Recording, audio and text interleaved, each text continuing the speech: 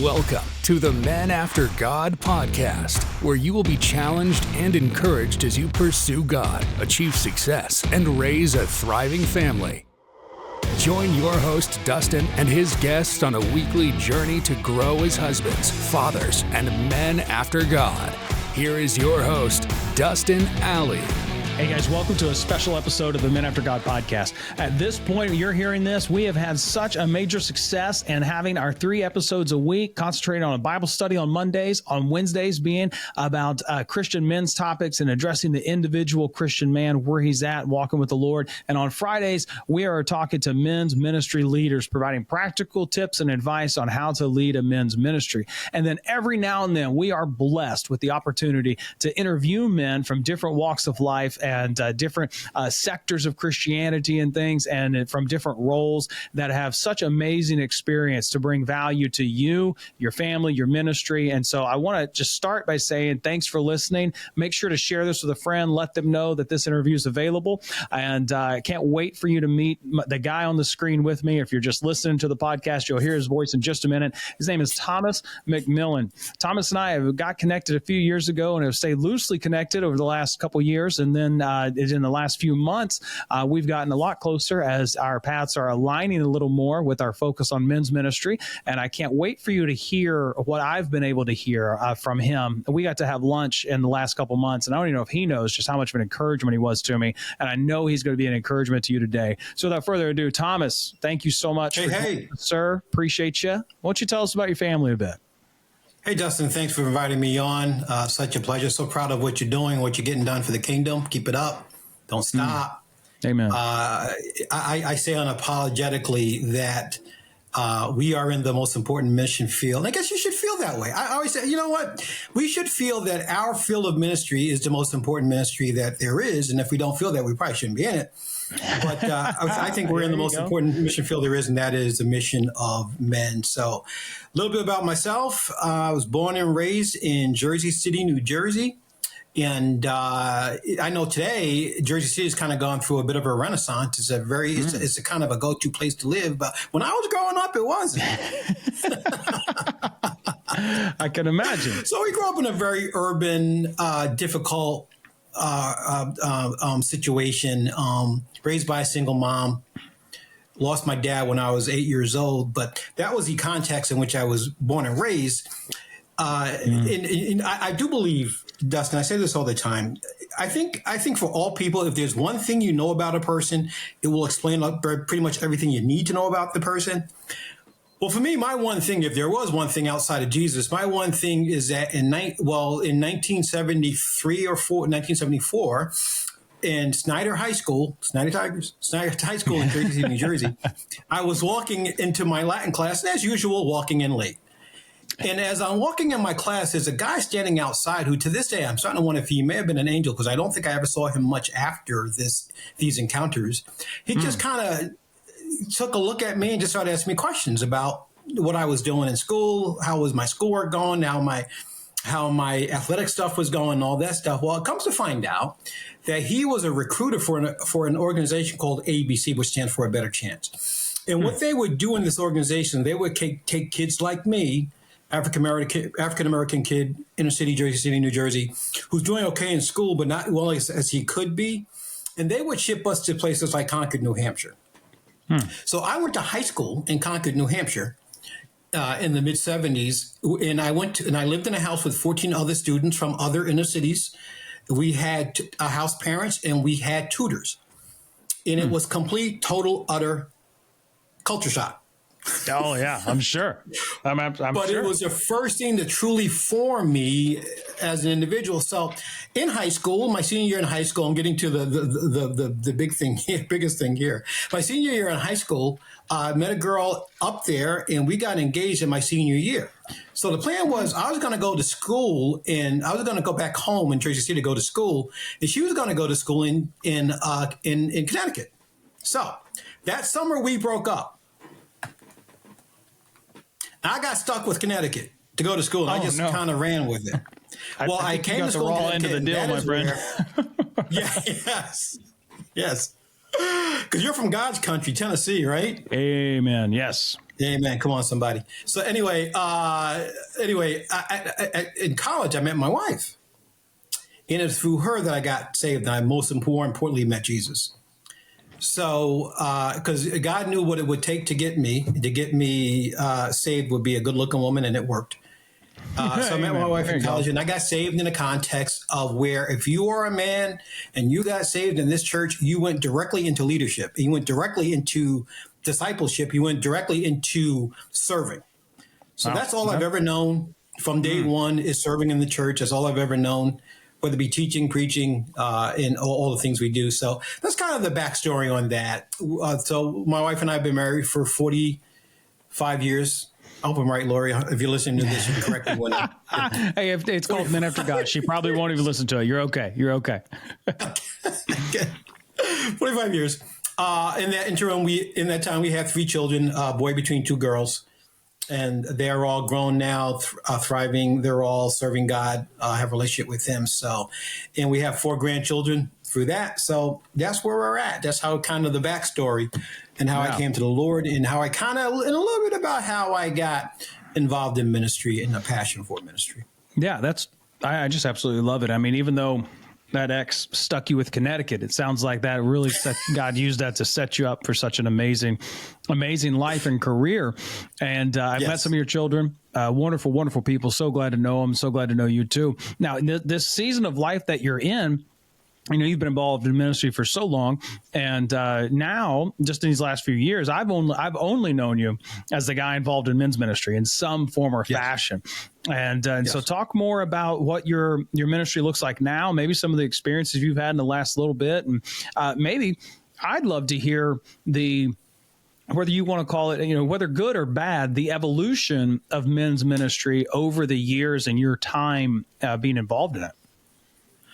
Oh my goodness, boy! How long we got today? We got an hour or 45 minutes? 30 minutes? We're going about 40. We'll go about 40 minutes or so. Yeah. Okay. Well, let me tell you the one thing I've learned, and this has been honestly, Dustin, this has been relatively recent. I've learned that the real key to men's ministry, and if there were a bottleneck to men's ministry, if there's one key to having opportunities to minister to men successfully, and that is getting men connected. Genesis 2:18 says that it is God looked at creation, and I know that this is written in the context of marriage. I understand that, I get it, but God looked at creation, and all that He created, there was only one thing that He saw that was a problem, and He said that it is not good for man to be alone. So that has reminded me that the biggest problem in creation, the first problem in creation was not sin; it was solitude.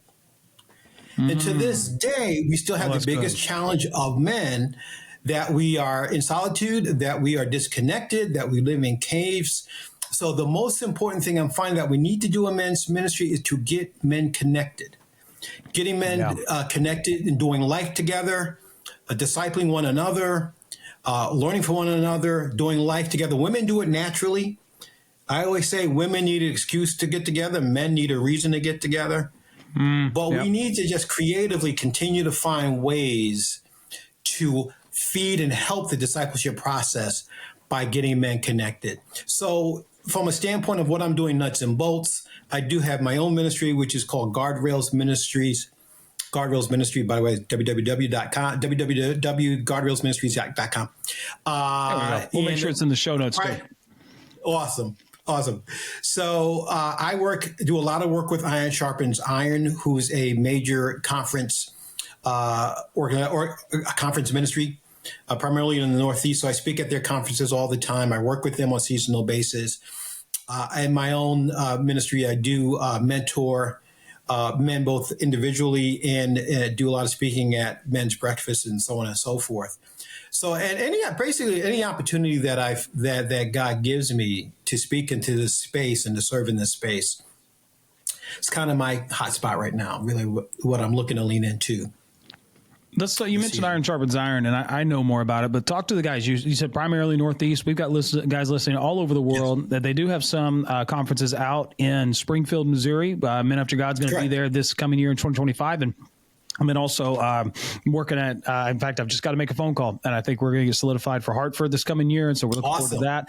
And then just kind of seeing where God's going to take that relationship. I'm excited about talking with Brian Doyle, the guy who runs ISI, and getting to know him more. But talk a little bit about that. You explained it very well to me, because a lot of people don't know what ISI is or what it does. Yeah. And you had a great saying, people don't know a lot about a little or something like that. And so let's talk about ISI for just a minute. Yeah, one of the things I said is that in the history of ignorance, never have so many known so little about so much. And iron sharpens iron is a one day. What it is, folks, guys, what iron sharpens iron is, pastors, men's leaders. What iron sharpens iron is, it's a one-day equipping conference for men. So what it does, it gives us an opportunity to speak to men in ways you can't speak to them on a Sunday morning. You can't poke a guy in the chest on Sunday morning in front of his kids and in front of his wife, and challenge him and encourage him, more importantly, to live the life that God's called him to live. So what the conference looks like, it's a one-day conference, Saturday morning to Saturday afternoon. It opens up with worship, and you have not completed your Christian experience on this side of heaven until you have been to an iron sharpens iron opportunity of all male worship. So we open up with worship. We then open up with a general session of encouragement to set the day up. And then right after that, we have our first round of breakout sessions.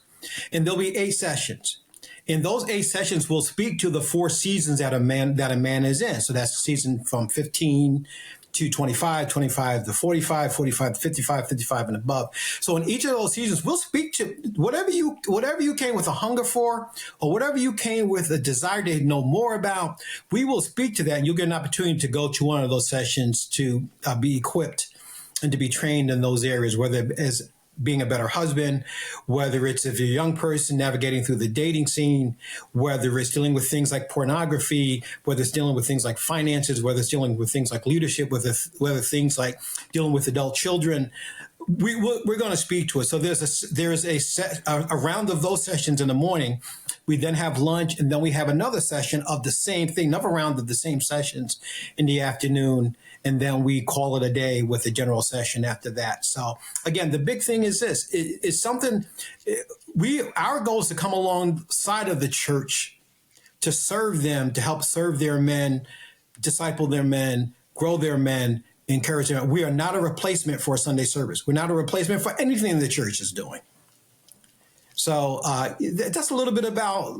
I hope that's a lot. But a little bit about. No, that's good. I think it's really good to help clarify what the ministry is and what it's not. And there's some other things the ministry is doing. I think I saw that you guys have a podcast now. Is that right? Yes, we do. Yes. So Brian, myself, and Rex Tignor, we do a podcast called Building Men, where we basically focus on men's ministry and men's ministry leaders in each week. So we've had Stephen Kendrick on there. We've had Jeff Kemp on there. I don't know. I'm sure most folks have heard of Jeff. Different guys who are in the men's ministry space, and talk to them about men's stuff, and deal with men's issues and talk about men's issues. It's on Apple. It's on YouTube. It's Building Men with Iron Sharpens Iron. So you guys can always check that out. We got some good stuff going on there. Awesome, man. I love that. I'm sure that gives you a great opportunity to talk about this new book that you've written, the 4. Oh, I had it. I purposely put it in front of me, and I looked it up. Oh, the 4. Oh, Thomas, I'm sorry, man. I have lost it. I know it's 4. 4 tests. 4 tests. I was going to say it's 4 staples of a man. That's not it. That doesn't make sense. And I know what it is because you told me beforehand, but I couldn't remember. I'm sorry. 4 tests of a man. Give the background on that, how it came to be, and really how that content has shaped and helped you as a follower of Christ. Yes. Yeah, so the way the book came about, again, the title of the book is The 4 Tests of a Godly Man. It came about this way, and I shared with you earlier, I'll share with the audience, I truly believe that every human being, particularly every man, should have a Mount Rushmore. So Mount Rushmore, as you all know, is an iconic monument to what was at that time when it was built, which was around 1904, is an iconic monument to the 4 greatest presidents in U.S. history at that time: Roosevelt, Jefferson, Washington, and Lincoln. And my belief is that as men, we should all have our own personal Mount Rushmore. We should all have a contingent of at least 4 people who have shaped us, molded us into godliness, to get us focused on God's call in our life and who we're called to be. And for me, the first person on there is my mom, believe it or not. That's another story for another day. Second person on there is a man by the name of Edwin Lewis Cole. Edwin Lewis Cole is who I believe to be the father of the modern men's ministry movement. So before there was a Promise Keepers, before there was an Iron Sharpens Iron, before there were other men's events and men's types of things, there was Ed Cole. And Ed Cole was kind of the first guy to kind of start what we would call the modern men's movement. One of the hundreds of things I heard Dr. Cole teach was on this subject, and I heard this 40 years ago, and I've lived it for the past 40 years plus, about the 4 tests of a godly man. In that I understand that, and I've looked at my life, and this book is sort of autobiographical, in that I've learned that there are 4 tests as men that we're going to take. One is the test of how we handle our choices. One is the test of how we handle success and failure.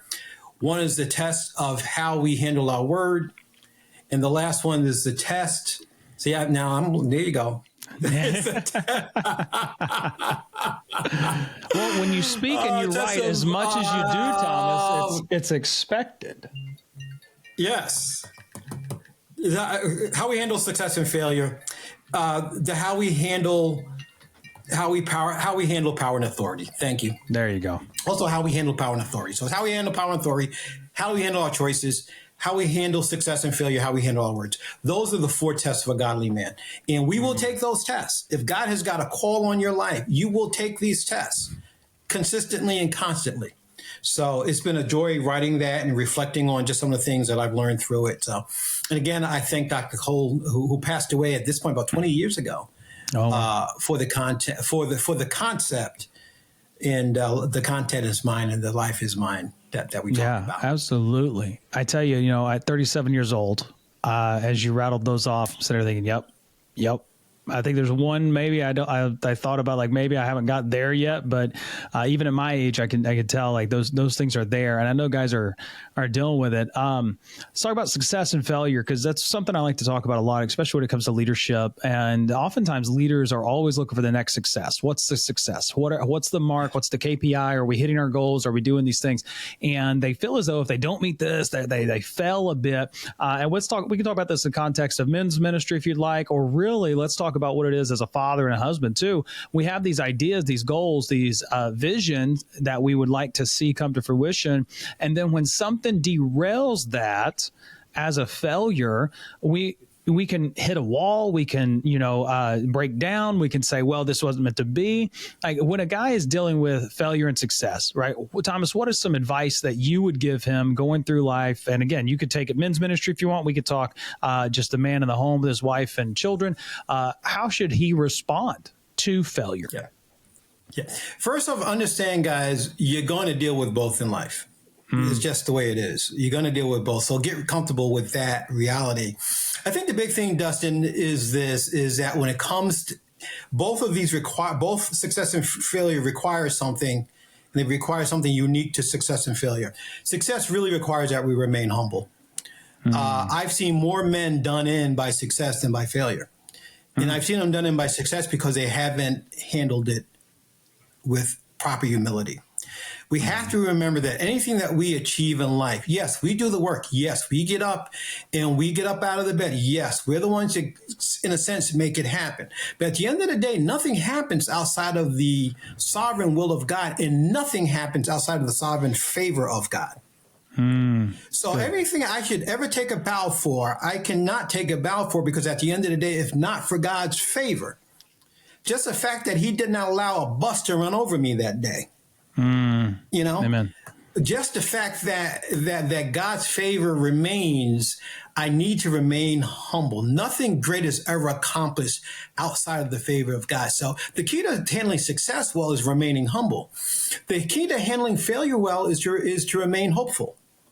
I like that. That's good. The Christian experience is impossible unless you, on some level, embrace hope. because our hope is in a person. Our hope is in Jesus. Yeah, amen. But the reality is that we need hope to survive. Hal Lindsey said we can live. Hal Lindsey wrote the book, The Late Great Planet Earth. He said that we can survive about 40 days without food.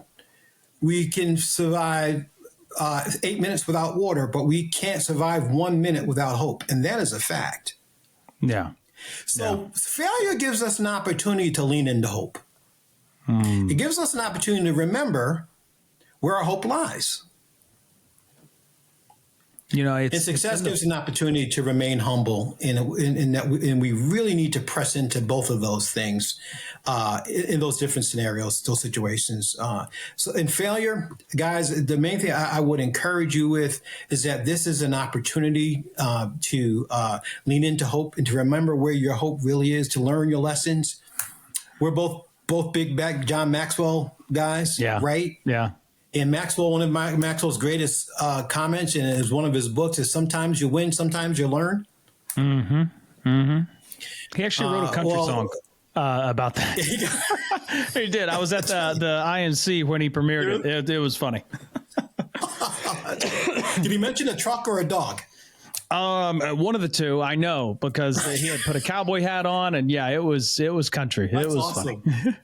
I would have loved that experience. I hope it's on tape somewhere. I wish I'd seen that. Oh, I'm sure we could find it. But sometimes you win, sometimes you learn. And failure is an opportunity.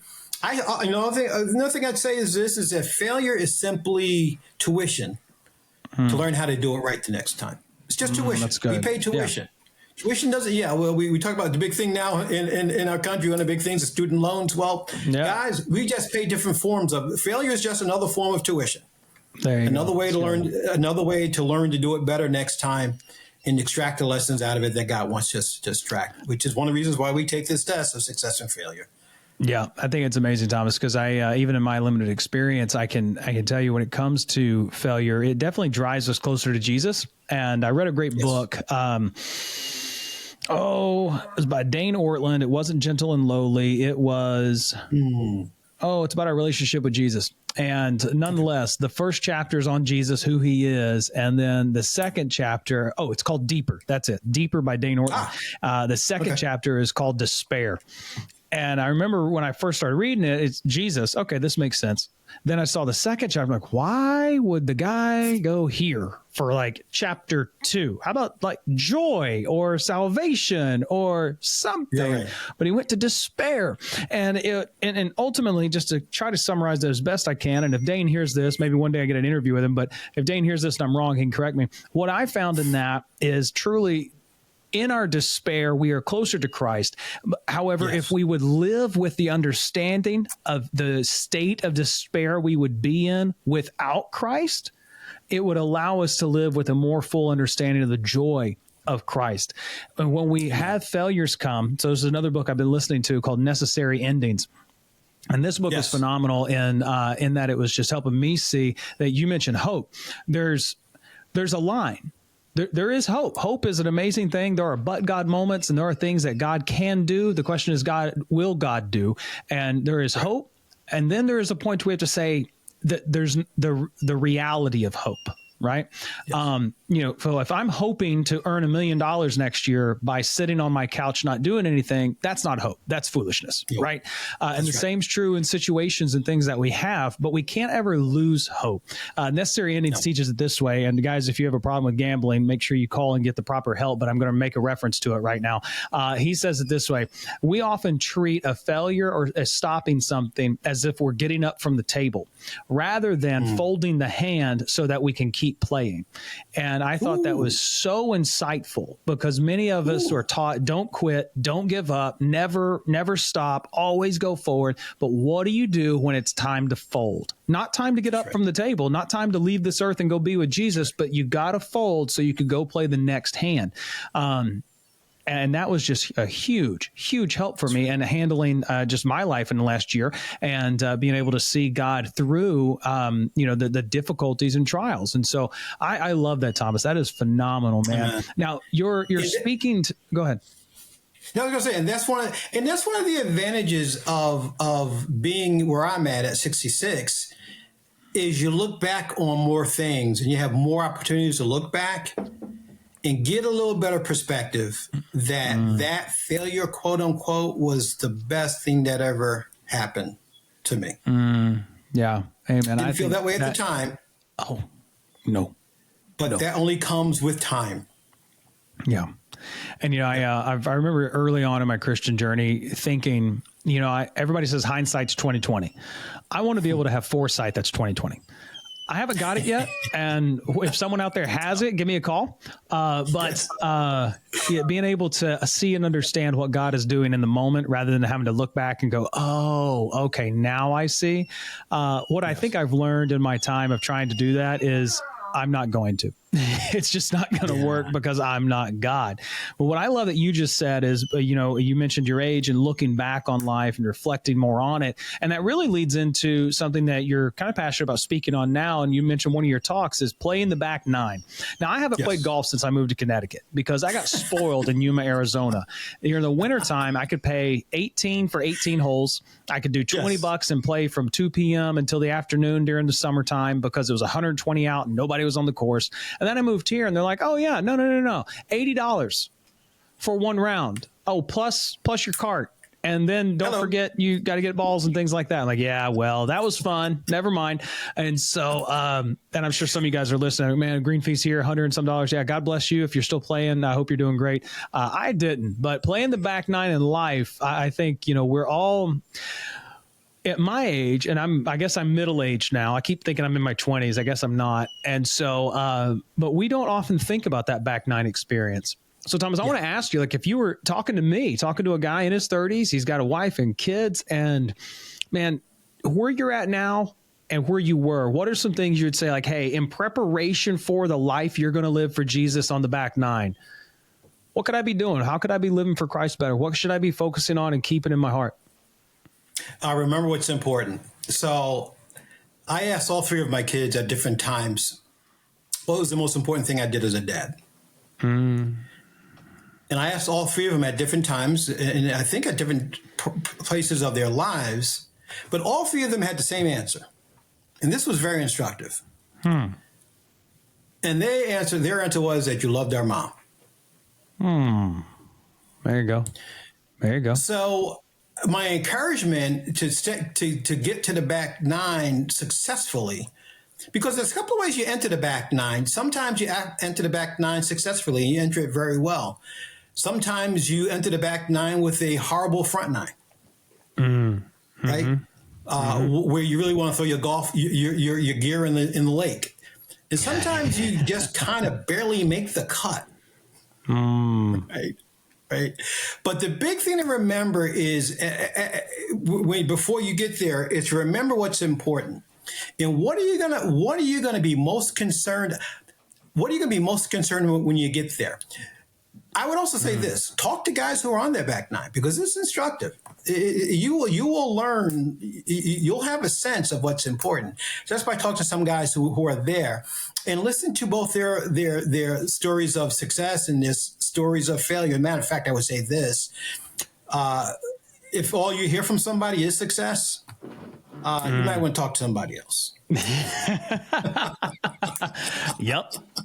Okay. Good to know. Yeah. So I have a sense of what's important. I do believe this, Dustin, and I'm not saying this because it's where I am, but I do honestly believe this, and I'm finding it to be true. The most productive years of your life really should be from age 55 to 70. Oh, wow. They really should be. No, they really should be, because when you get there, number one, your motives are pure. Number one, you have nothing to prove to anyone. It's not about impressing. It's about expressing. It really is not about. It's not about building a kingdom or building a movement. It's about serving God well, and being influential and leaving influence. But it should be the most productive years of your life. It's also years that you get to use the knowledge that you gained over the first 60, 50 years of your life. So that combination just leads that to really it being a very productive thing. But the thing the most important thing I would encourage guys with is realize what's important. And what is important is your relationship with Jesus. What is important is your marriage. What is important is your kids, because that is going to best determine how things go with your grandkids, because it's really all about the grandkids. Yeah, I think there's a point in life, especially when you have children, you just recognize your parents loved you so that they could love the grandchildren. And that's it. Because once they're there, you're not important anymore. Oh, no shame in my game. That's a fact. Yeah. That's fantastic, man. I absolutely love that counsel. So whenever we are talking about getting to that back nine and things, you were talking about how loving the mom and loving your mom well, loving your wife well, your kids' mom well, and how that was so important to them. What are some ways that you look back and say, I messed up a lot? Because I'm sure, Thomas, you're a guy like me. You've messed up a lot. But what are some things you could say to us of like, hey, here's how you can love your wife well over this span of time? Yeah. It took me 15 years to learn this. Okay. So, guys, I'm not that smart.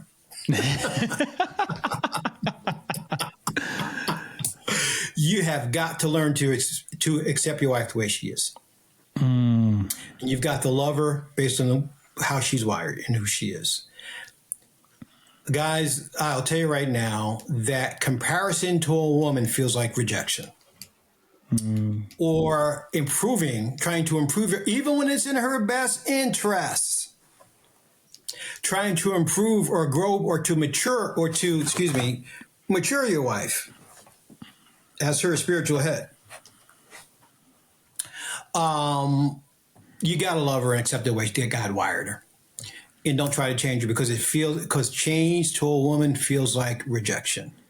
I have what I call a gold star panel. I have a couple of gold star panels that I talk to and deal with, Dustin, when it comes to things I teach on, the things that I'm writing on. And the best one I have is I have a gold star panel of women. These are all women, and my wife is on this panel. These are all women who are either in ministry or they're all married. They're in ministry. They're movers and shakers in their own world. And I've asked them on different occasions, what drives you craziest about men and your husbands? And the answer's been pretty solid. Number one, lack of consistency. There's 4 things God looks for in a man. 4 things: decisiveness, consistency, strength, and maturity. There's 4 things that a woman look for in a man: decisiveness, consistency, strength, and maturity. And there's 4 things that all men struggle with: decisiveness, consistency, strength, and maturity. I didn't see that coming. I thought it was going to be 4 completely different things, Thomas.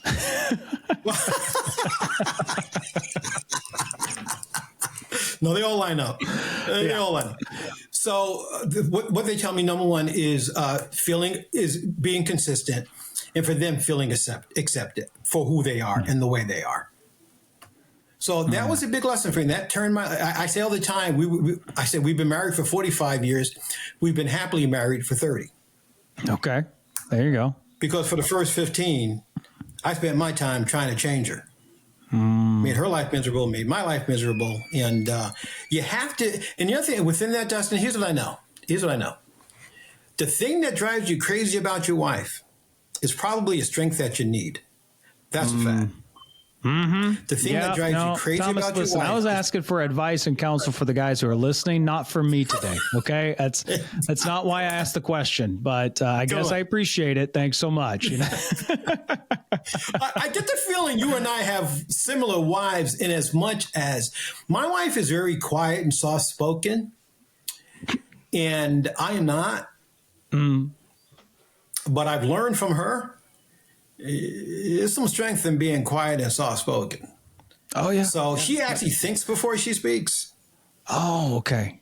Why do people do that? What's the point? I don't get it. Just say it, like, oh, yeah. Oh, man. So that's a strength. I say all this to say that silence, that quietness, that was something I needed. Yeah. Yeah, no, my wife, just to be transparent with everybody here listening, my wife, you can quiet and soft spoken until you get to know her. And then, she does think before she speaks. Definitely. One thing she does is she asks more questions about things than I do. I'm the risk taker. I'm the, look, it's a plane. We should jump out and build a parachute on the way down. She's asking about the dimensions of the parachute before we even get in the car to go drive to the plane, And so that level of discernment, let me tell you, when I want to do something is frustrating.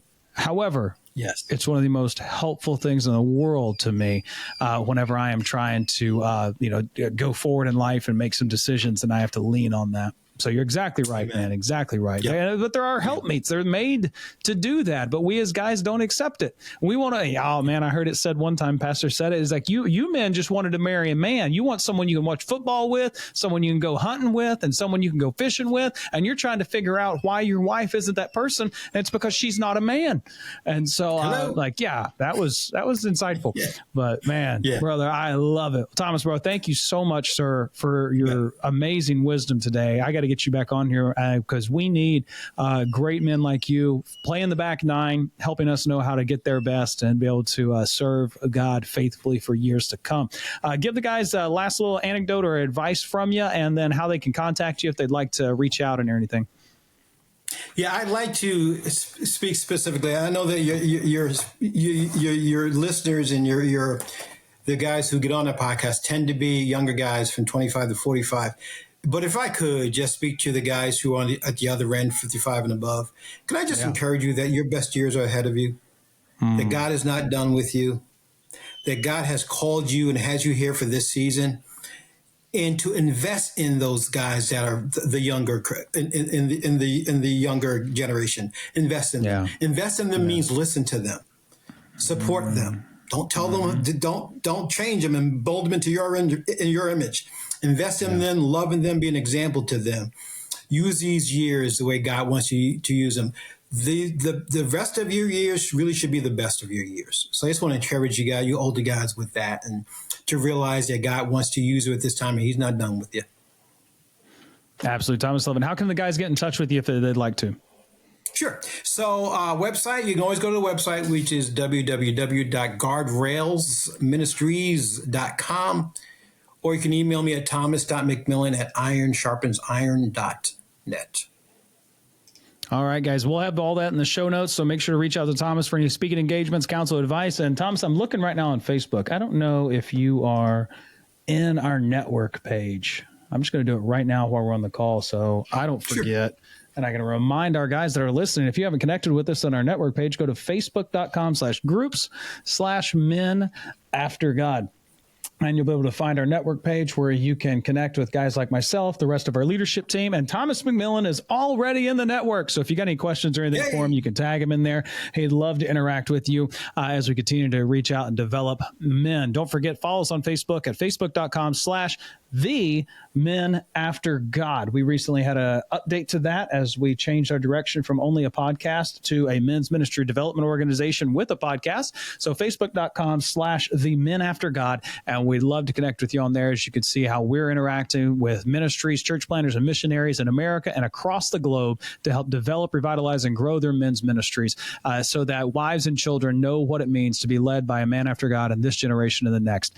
Thank you so much for listening today. This interview has been amazing for me, Thomas. Truthfully, I can't wait to walk away and have some conversations with my wife from it. And guys, I hope you'll do the same, and we'll catch you on the next episode. God bless you. Thank you, Dustin. Thank you, man.